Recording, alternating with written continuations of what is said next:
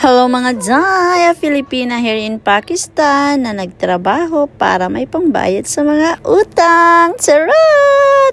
Ito na nga mga Jaya, Ay naku, para naman kami kung sino dito. Pinagbibintangan naman na kami dito mga Jaya. Oy, hindi namin nakalain na ganunin nila kami dito mga Jaya.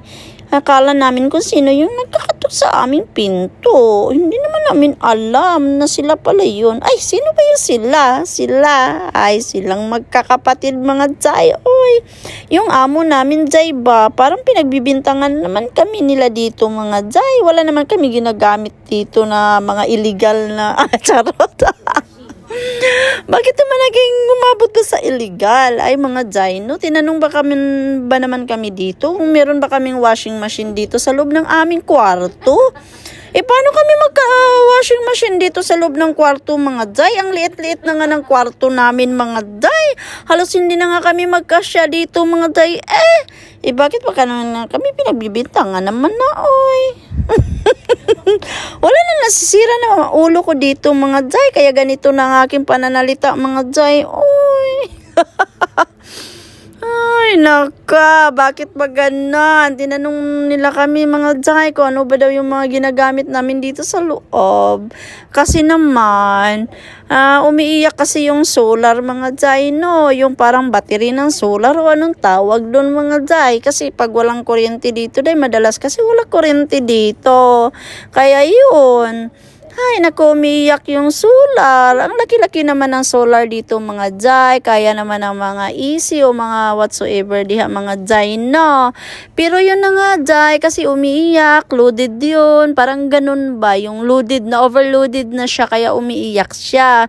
Hindi niya kaya na anuhin lahat. Wala naman kaming sinasaksak na saksakin na lang kaya namin yung solar na yan. Hindi naman pala niya kaya wala naman kaming ginagawa dito. Nag-cellphone lang naman kami dito mga Jay, sa mga kasama ko mga Jay, Kasi syempre, gusto na naming matulog. Ay, hindi pa pala.